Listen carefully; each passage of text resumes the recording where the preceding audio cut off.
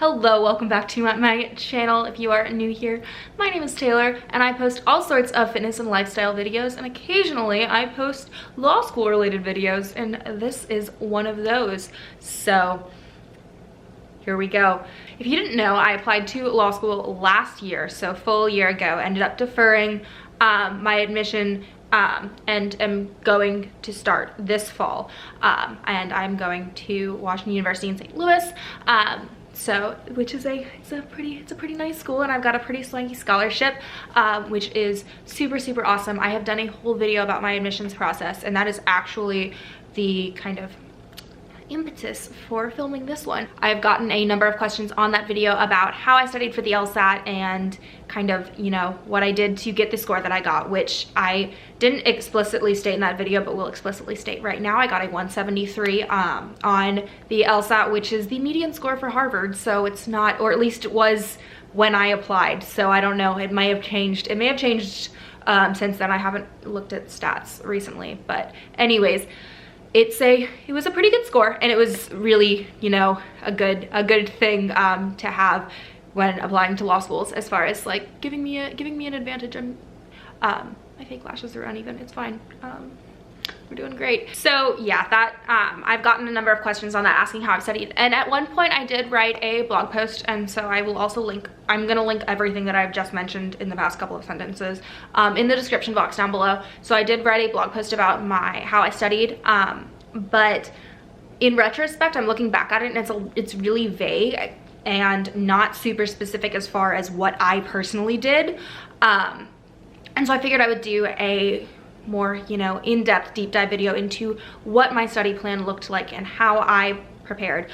So I will say, like, the general disclaimer, like, everyone learns differently, everyone studies differently, so just because this got me the score that I received does not guarantee that it will, you know, work for everyone. Some people may study differently, some people may you know, not struggle with the same sections that I did, all that good stuff. So I just am throwing that out at the beginning of this video, just so you know that, like, this is a very me specific thing. I wanted to, like, talk about what I did to study, but I also know that that may not necessarily work for everyone else. So anyways, disclaimer done. We will move into the actual discussion of how I studied. So the first kind of thing, like, first question is how long I studied for. And so I studied for a grand total of 12 weeks. That was kind of my study block. I picked my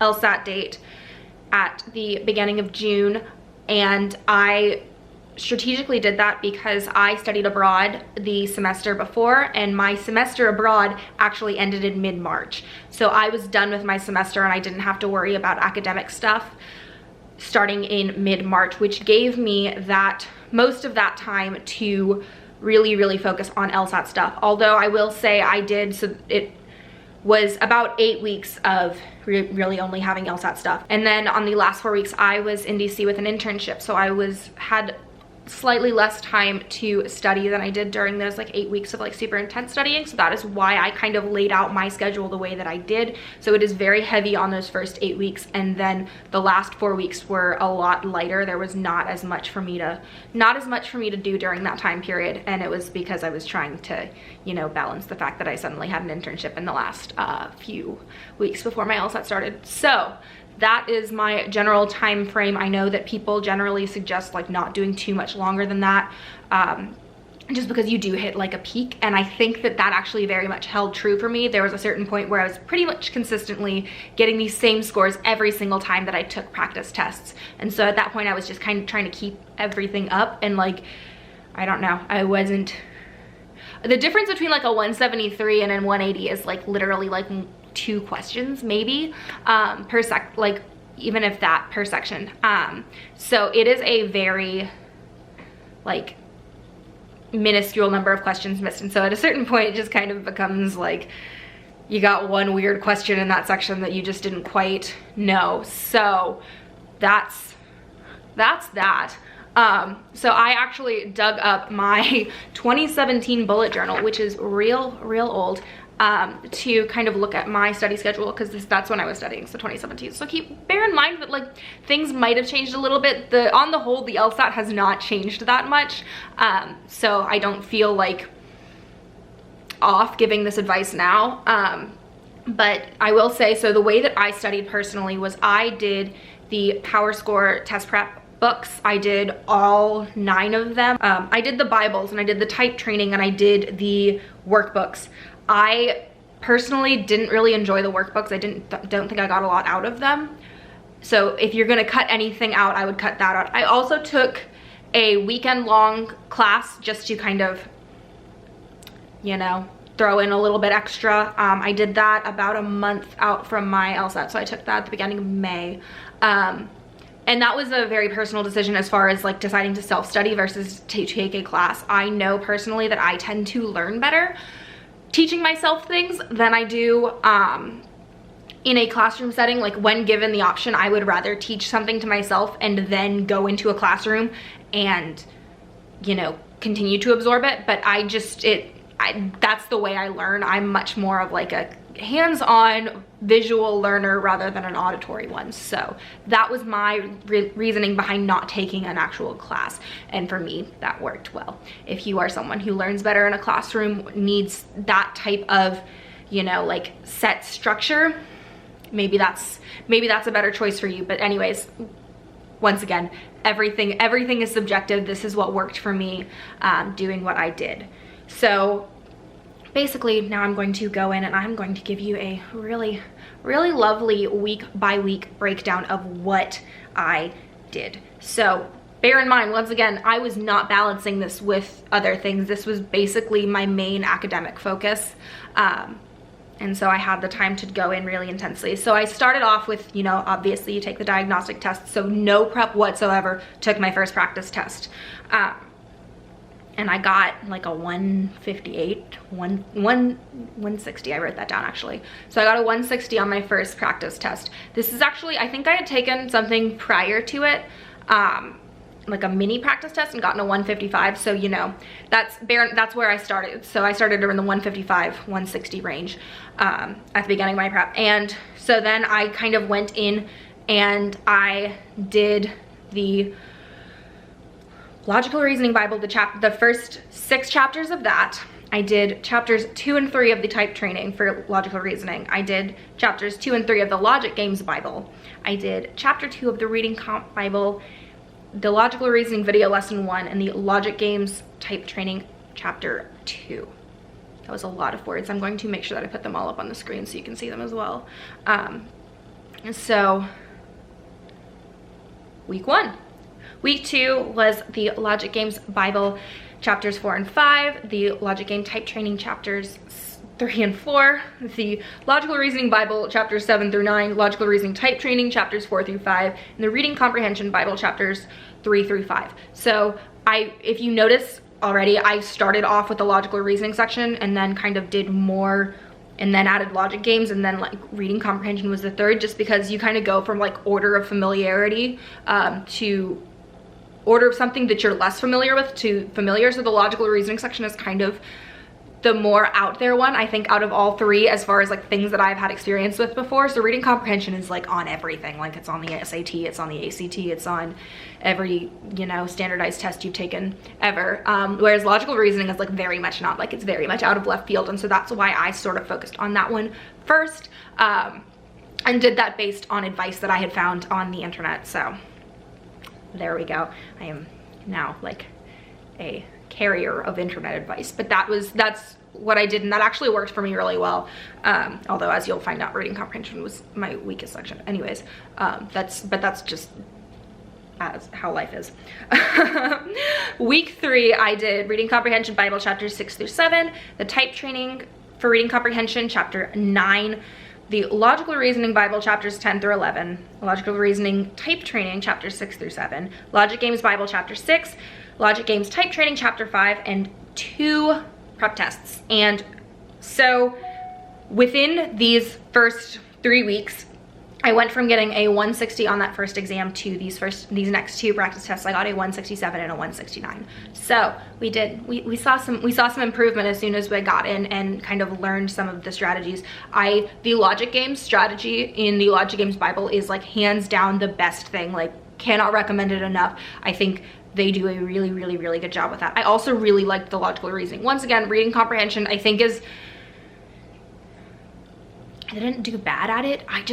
That's just never, like, despite me just saying I'm a visual learner, reading comprehension sections, I knew going in that was going to be my weaker section, and it was correct. So, anyways, moving on. So week 4, I did the Logic Games Bible chapters 7 through 8, the Logic Games Type Training chapters 6 through 7, Logical Reasoning Bible chapters 12 through 13, Logical Reasoning Type Training chapters 8 and 19. There was a reason I did that, and I don't know what it is. Reading Comprehension Bible Workbook chapter 1, and then I took 4 prep tests, and I did good that week. I don't know if I was taking easier tests, but I got 175, 177, 176, and 176. Wow. I think some of the exams, so I will throw up a full list of like what I was actually taking, like which numbers those were, and I think some of the older ones are a little easier, or I just got really lucky.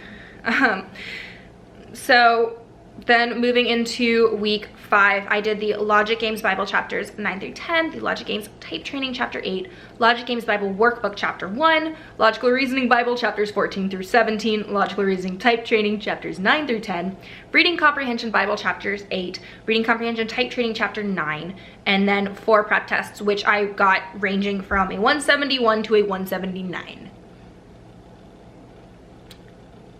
Week 4. This is when I took my accelerated lsat class, so that was my little weekend class in week 6, along with, actually no, I think it got pushed. I remember it getting pushed. It got pushed by a week, so that's not correct. I took it in week 7. I did Logical Reasoning Bible chapters 18 through 22, Type Training chapters 12 through 17, the Logical Reasoning Bible Workbook chapters 1 through 2, Reading Comprehension Bible chapter 9, Reading Comprehension Type Training chapters 1 through 4, Reading Comprehension Bible Workbook chapter 2, and 2 prep tests.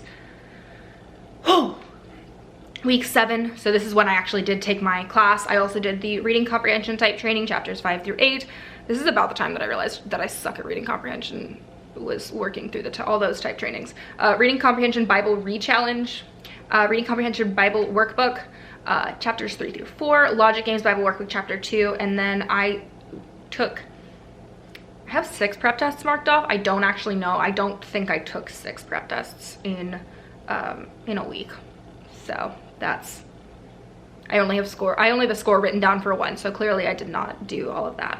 And then my last 4 weeks, as I mentioned earlier, was in the middle of an internship, so all I had on here was just straight practice tests. I had made it through all the books at that point, so all I was doing was kind of keeping my mind fresh and keeping up everything. And so I took 8 practice tests, so that was like 2 a week in the 4 weeks leading up to taking the exam, and all ranged about anywhere from 171 to a 176. So once again, kind of took me right exactly to where I ended up scoring on test day. So it was very much like I hit my mark after learning all the strategies and just kind of stayed there. So once again, like there's literally like a 1 or 2 question difference between like a 180 and, you know, a 177, and then like 2 questions is a 173. I don't remember the exact math, but it's definitely very close. And once you get to that point, it's very much just like little things. So whether you have get one question right can be the difference with like multiple points. And that is just the way the test is structured, and that's kind of how it works, and it's kind of annoying. But yeah, that is it. And I took that test 1 time and I chose not to retake it. I thought about it because, once again, like I mentioned, I had scored higher on practice tests before. I'd scored higher than a 173, and so I was considering maybe, you know, doing it again, and then decided that I think for me personally, I was fine. My LSAT wasn't making up for anything. I had good soft, whatever they're called, and my GPA in undergrad was good, so I wasn't super stressed about any of that, and my LSAT didn't need to make up for anything, so I decided to just leave it at that and not retake it. So that was just kind of a personal choice. I was going into my senior year of college and kind of didn't want to be reviewing for the LSAT anymore. And I know that I just like spit a ton of words out. That was kind of the point, to just kind of get this entire schedule just explained in as much detail as I could, and kind of give you an idea of like what my scores looked like throughout the entire process. Do with that information what you will. Anyways, this is all just kind of to wrap up that like this is what worked for me. This is, I mean, I don't, because I opted to take it once, I don't know if maybe there would have been a better outcome if I had tried something else. So I don't like have anything to like prove like, you know, taking a class is always the better option or is always not necessary. So I don't have that, but this worked for me, and got me to where I am now. So we're rolling with it. Anyways, if you enjoyed this video, go ahead and give it a thumbs up. If you want to see it more from me, because I will, you know, be posting as I start law school, this fall I will be posting a little bit more about that. I also continue to post fitness stuff, so you'll still see a lot of that too. If any of that is something you want to see in your subscription box, hit the subscribe button down below, and I will see you guys next week for next week's video. Bye.